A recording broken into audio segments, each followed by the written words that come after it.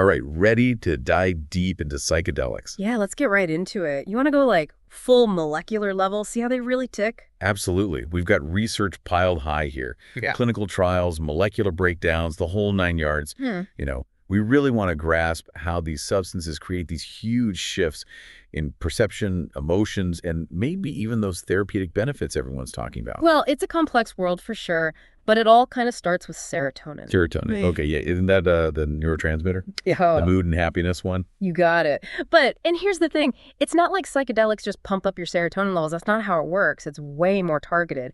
They actually zero in on very specific serotonin receptors. And there's this one, kind of like the VIP, the real key to the whole psychedelic experience, the 5-HT2A receptor. 5-HT2A. Okay, Okay. now we're getting technical. Why is that specific receptor so important? Well, picture this. Your brain's this massive network, right? All these signals firing. And each receptor, it's like a specialized mailbox for different neurotransmitters. So this 5-HT2A receptor, that's the mailbox psychedelics have the key to. So when something like, say, psilocybin gets into the brain, it goes right for those 5-HT2A receptors and unlocks them. Exactly. Binds to that receptor, activates it, and that triggers this whole domino effect, all these downstream changes.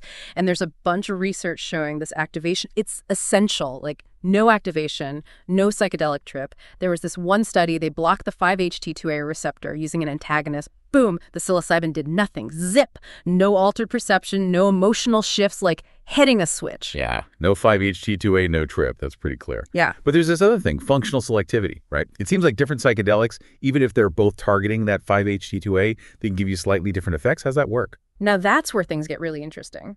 Think of 5-HT2A like a piano. It's intricate.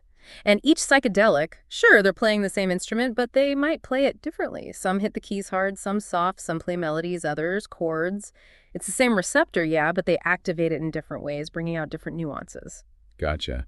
So maybe LSD, that's like a wild jazz solo on the 5-HT2A piano, while psilocybin, that's more like a classical composer, something really introspective, same instrument, different music, different experience. Exactly. And a great example of this is LSD and dopamine. Unlike the other classic psychedelics, LSD actually messes with dopamine receptors too. And that might be why it has some unique effects, like all that energy and euphoria people feel. Makes a lot of sense now. Yeah. And so we get psychedelics, they bind to the 5-HT2A receptor, each playing their own tune on this neural instrument. But that's just the first step, right? This activation, it triggers a chain reaction, starts affecting how different parts of the brain talk to each other. For sure. Imagine dropping a pebble in a pond, that initial activation. It sends ripples all throughout the brain, changing the information flow, messing with how brain regions communicate. So let's talk about those ripples, the thalamic filter model, right? What is the thalamus and how do psychedelics disrupt it? Well, the thalamus is like the brain's sensory gateway. All that information you get, sight, sounds, touch, everything goes through the thalamus first. It then gets sent to other parts of the brain to be processed. Think of it like an air traffic control tower for your senses. So are psychedelics like rogue air traffic controllers then, sending planes to the wrong runway? It's a good analogy. Basically, this thalamic filter model says psychedelics, they mess with the thalamus's ability to filter all that sensory information coming in. So all this unprocessed data reaches the cortex. Sensory overload. That's part of why people experience altered perception and hallucinations on a trip. Wow, so it's like the brain suddenly experiencing reality unfiltered, all raw and overwhelming. I see. But the research also talks about this default mode network, or DMN. What is that, and how do psychedelics play a role there? The DMN, that's a network of brain regions. It's active when we're in our own heads, self-reflection, thinking about the past, worrying about the future, our sense of self. That constant inner monologue, like replaying that embarrassing thing you said 5 years ago or stressing about what to make for dinner tomorrow. Exactly. And the crazy thing is, psychedelics, they actually quiet this chatter down. Studies show they lower activity in the DMN. This might explain those feelings of ego dissolution, the feeling of oneness with the universe people report. Like hitting the mute button on that inner monologue. Yeah. Wow. And that quieting of the DMN, that could also tie into the sense of interconnectedness and transcendence people feel, right? Like the boundaries between you and everything else just fade away. Yeah, definitely. You get a deeper connection with the world around you. Pretty remarkable, right? Absolutely. It's like psychedelics let the brain step outside its usual thought patterns and see reality from a completely new angle. And there's another area that research mentions, the claustrum. What's that all about? The claustrum? Well, it's a bit of a mystery. Even neuroscientists are still figuring it out. It's this thin sheet of neurons tucked deep in the brain, but get this, it's connected to almost every other brain region. So it's like a central hub, a grand central station for neural activity. You got it. And what makes it really relevant to psychedelics, it's packed with those 5-HT2A receptors. Ah, so psychedelics must be having a pretty big impact on this central hub then, potentially influencing how information gets processed throughout the whole brain. That's the thinking, yeah. Some researchers believe the claustrum might be crucial for binding all our sensory experiences into one unified conscious experience. So by messing with the claustrum, psychedelics could actually be altering the very fabric of our consciousness. It's a fascinating idea, definitely worth investigating. But this intricate dance of brain regions is just part of the story. We got to zoom in on what happens at the molecular level, all the cascades triggered when psychedelics bind to that 5-HT2A receptor. All right, let's get microscopic. Which molecular pathway do we start with? Well, there are a few key players. Each one has a specific role. But one of the most important is the MAPKIRK pathway. It's deeply involved in cell growth, plasticity, even things like learning and memory. So this pathway, it could be what leads to the long-lasting changes people experience after a trip. The rewiring of the brain, so to speak. This is getting good. You're right on the money. When a psychedelic activates 5-HT2A, it sets off this chain reaction. Ultimately, it activates MAPKIRK. Think of it like a relay race, each molecule passing the baton to the next until it finally affects gene expression and how brain cells are structured. Wow, so it's not just a temporary tweak to brain activity. We're talking about lasting changes at the cellular level. That's pretty powerful stuff. Definitely. And the evidence for this is growing. One study, for example, found that psilocybin, it actually boosted structural and functional neuroplasticity in the prefrontal cortex of mice. This included things like dendritic spine growth, which basically means new connections between brain cells were forming. It's like psychedelics are giving the brain a growth spurt, fostering all these new connections and pathways. Amazing. What about the other pathways, though? Well, aside from MAPKIRK, there's the PLCIP3 pathway. This one regulates intracellular calcium levels. Okay, wait. Now, I remember from biology class that calcium, that's for muscle contractions, right? What's it doing in the brain? It's not just about muscles. Calcium is a vital signaling molecule for many cellular processes, and that includes neuronal communication.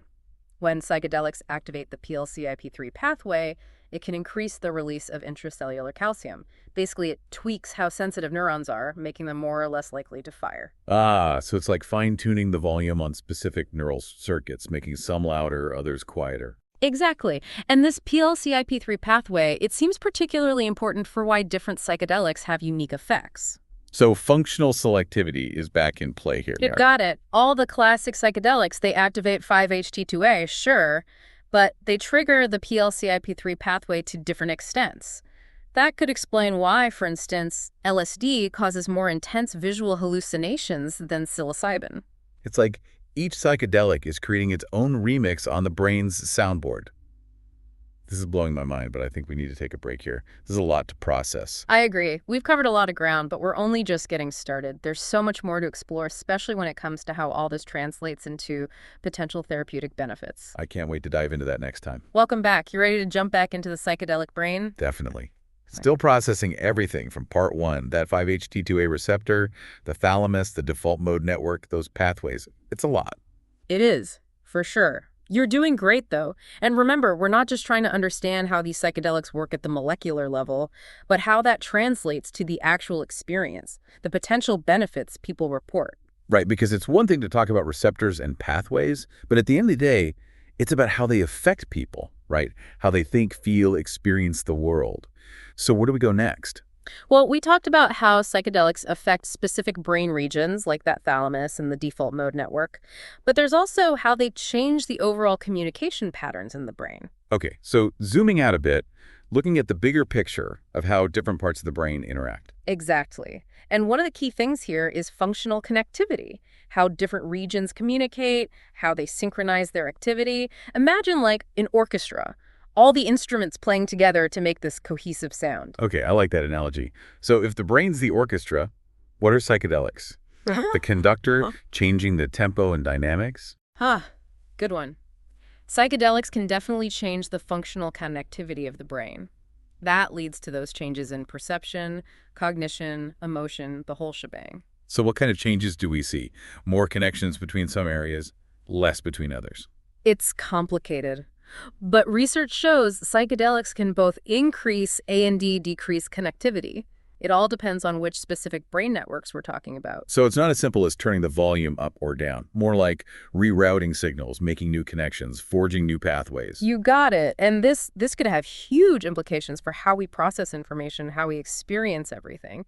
One fMRI study, for example, found that psilocybin actually lowered connectivity within the default mode network, but it increased connectivity between the visual cortex and other sensory areas. Wait, so it was reducing activity in the DMN, the part for self-reflection and all that, Right. while boosting connections between the visual cortex and other sensory areas. Right. It's like the brain shifting from being focused inward to a more outward, sensory-rich state. Makes sense. Could explain those heightened sensory experiences, the hallucinations, the feeling of connection to everything around you. It's like the brain suddenly sees the world in a whole new light, literally and figuratively. And this increased chatter between different brain regions, that might be what fuels the enhanced creativity, the problem-solving abilities people report after psychedelic experiences. It's like psychedelics are breaking the brain out of its routine, pushing it to explore new creative paths. Amazing stuff. But what about specific brain regions? Any other notable effects? The prefrontal cortex is a big one. It's like the brain's control center. Right, the prefrontal cortex. That's for planning, decisions, controlling impulses, all that executive function stuff. What happens to it when psychedelics enter the picture? Well, research suggests they can have both excitatory and inhibitory effects. Depends which part of the prefrontal cortex we're looking at. Hold on, so they can both increase A&D, decrease activity in the prefrontal cortex? It's kind of counterintuitive. It might seem that way, but it makes sense if you think about all the different roles the prefrontal cortex plays. Some studies have shown that psychedelics decrease activity in the medial prefrontal cortex, the area involved in all that self-referential thinking, the rumination. Yeah, which lines up with what we talked about earlier, quieting the inner monologue, dissolving the ego. What about the excitatory effects, though? When psychedelics ramp up activity in other parts of the prefrontal cortex, what happens then? Well, that increased activity, especially in the dorsolateral prefrontal cortex, that might be what contributes to the enhanced cognitive flexibility and insight people feel. So psychedelics loosen the grip of rigid thought patterns, but at the same time, they boost the brain's ability to see things from new perspectives. Nailed it. It's this back and forth inhibition and excitation in different areas that makes psychedelic effects so complex and interesting to study. Yeah, starting to grasp just how nuanced it all is. And speaking of nuances, what about the amygdala? And I remember from that other deep dive we did on emotions, the amygdala, it's key for processing fear and anxiety. What do psychedelics do to that part of the brain? Good question. Studies have shown they can actually decrease activity in the amygdala. Might explain why they've been found to reduce anxiety and fear, even in folks facing serious illnesses. So they take the edge off the brain's fear response. Could lead to more calm, more acceptance. Exactly. And this calming effect on the amygdala, it could also contribute to those feelings of love, empathy, connectedness people report during psychedelic experiences. It's like psychedelics are shifting the balance in the brain, away from fear towards love. Beautifully put. But important to remember, all these changes in brain activity, they're not happening in isolation. Everything's interconnected, influencing everything else. Right. It's not like each brain region is its own little island. More like a huge ecosystem, every part affecting every other part. Exactly. And psychedelics, they're like a gentle breeze blowing through this ecosystem, just subtly shifting the balance, changing the dynamics. It's really quite amazing. And those subtle shifts can lead to pretty big changes in how we think, how we feel, how we experience everything.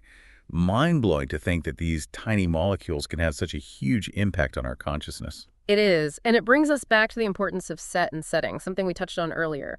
Because the brain is so interconnected, so dynamic, the context of the psychedelic experience, it matters. It can influence the neural changes that happen and ultimately the overall outcome. Makes sense. It's not just about the molecule itself. It's about the interplay between the molecule, your mindset, and the environment you're in. Exactly. It all plays a role. And that highlights why responsible use and careful guidance are so important when exploring these substances. Now, before we get into the therapeutic potential of all this, any other questions about the mechanisms? Anything on your mind? There was one thing. We talked about the MAPKIRK and PLCIP3 pathways, but the research also mentions glutamate modulation.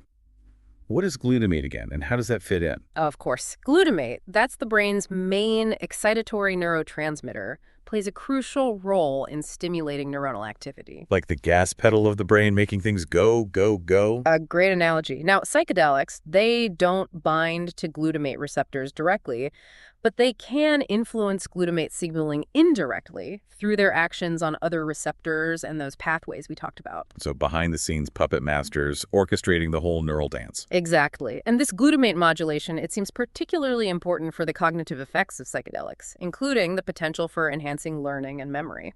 So could psychedelics actually boost cognitive function? Could they even be used to treat cognitive decline?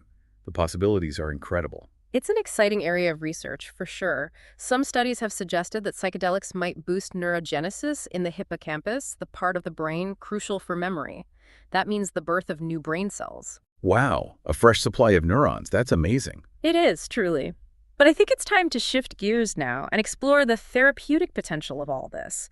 Ready to see how these mechanisms might translate into real-world treatments. Absolutely, let's do it. Okay, so final part of our psychedelic deep dive. We've gone through all the mechanics, the receptors, the pathways, like the whole brain orchestra. Yeah, and now we get to the fun part, seeing how all that translates to real-world use, potential treatment. Exactly. This research, it suggests psychedelics could be helpful for so many mental health conditions. Depression, addiction, end-of-life anxiety. It's huge. Like we're at the edge of some major change in how we approach these things. It's exciting, that's for sure. Lots of potential. Let's start with depression. Think about it. Antidepressants, the usual ones, they can take weeks, sometimes months to even work, and sometimes they don't work at all.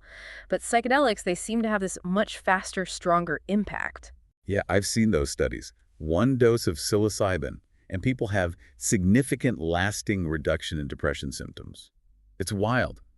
How's that even working? What are these psychedelics doing in the depressed brain? Well, it could be a few things. First, they seem to reduce what we call negative bias. Basically, they help people break free from those negative thought loops that feed depression. So they lift that dark cloud, let people see things a bit more clearly, maybe with some optimism. That's a good way to put it. And second, remember how psychedelics lower activity in the amygdala, that fear center? Well, that could be helping too. Less anxiety, less fear. Those often go along with depression. Yeah, makes sense. Quiet down the brain's fear response, there's more room for positive emotions, a feeling of well-being. Right. And then there's the whole neuroplasticity thing, the brain's ability to change, adapt. We talked about how psychedelics, through those pathways like MAPKIRK, can actually encourage new connections between brain cells. Right, those dendritic spines, the brain making new pathways. Like psychedelics give it a chance to rewire, break free from those rigid, unhealthy patterns that keep the depression going. Exactly. More flexibility. That could mean new, healthier ways of thinking and feeling. And that can lead to lasting relief from those depressive symptoms. Man, it's pretty hopeful to think these substances that were so demonized for so long, they might hold the key to helping people escape depression. That's powerful. It is, and it's not just depression either. Research suggests they could be really helpful for treating addiction, too. Now that's interesting. How can something that alters consciousness help someone beat addiction? Well, a few reasons, actually. First off, unlike a lot of addictive substances, psychedelics themselves aren't addictive. They don't trigger those same reward pathways in the brain. No cravings, no dependence. Not just replacing one addiction with another. Nope, not at all. Yeah. In fact, some studies even suggest they might have anti-addictive properties. Wow, so they could actually disrupt those ingrained patterns of craving and seeking that drive addiction. That's the idea. Plus, psychedelics can help people gain some real insight into the underlying issues that contribute to their addiction in the first place. So not just stopping the craving, but getting at the root cause. Exactly. Take MDMA, for example. That's a psychedelic that fosters empathy, connection. It's been shown to be pretty effective in treating addictions that stem from trauma. That's amazing. Help people process and heal from trauma that could break those unhealthy coping mechanisms that often lead to addiction. And don't forget that ability psychedelics have to shift perspective, create a sense of awe, wonder. Yeah, that feeling of interconnectedness we talked about, that could play a part in recovery too, couldn't it? Absolutely. When you experience that profound sense of connection to something bigger than yourself, it can give you new meaning, new purpose. And that can make you less reliant on substances to fill that void. Like seeing a whole new way of being, a life beyond addiction. Yeah, it can be incredibly empowering and motivating for someone trying to break free. This is all so fascinating. It's clear that the possibilities with psychedelics, they go way beyond what we used to think. But what about that end-of-life anxiety? Yeah. How can they help people who are facing, their own mortality? That's a heavy question, for sure. The fear of death, it's universal, right? And when you're facing a terminal illness, that fear can take over everything. But psychedelics, they seem to be able to lessen that anxiety, bring a sense of peace, acceptance. I've read about studies with psilocybin, how it's helped cancer patients face their fear of death with courage, even gratitude for the life they've lived. How is that even possible? Well, remember the default mode network, the part of the brain involved in self-reflection, all that thinking. Yeah, and psychedelics quiet it down. Right. Turns out the DMN, it's also involved in our sense of self-preservation, our fear of death. So by lowering activity in the DMN, psychedelics might be loosening the grip of that fear, allowing a more open, accepting view of mortality. Like they're helping people transcend the ego, the part of us that clings to life, fears the end. That's a great way to think about it. Quiet the ego, and you open up space for connection with something larger, a sense of transcendence that can be comforting when facing death. It's incredible. These substances that were once considered so dangerous, taboo, they might have this profound potential for healing and transformation, even at the very end of life. It really speaks to the power of the human mind and how important it is to explore every option for easing suffering. This deep dive has been amazing. I feel like I have a whole new understanding of psychedelics, not just the science, but the potential they have to impact humanity in such positive ways. Yeah, me too. It's important to remember, though, we're still early in this research. There's so much more to discover. But what we've seen so far, it's incredibly promising. I'm excited for what the future holds. Me too. Feels like we're on the edge of a psychedelic renaissance. Yeah. And I can't wait to see the positive changes this new wave of research and understanding will bring. So to everyone listening, stay curious, keep an open mind, and stay tuned. This is just the beginning.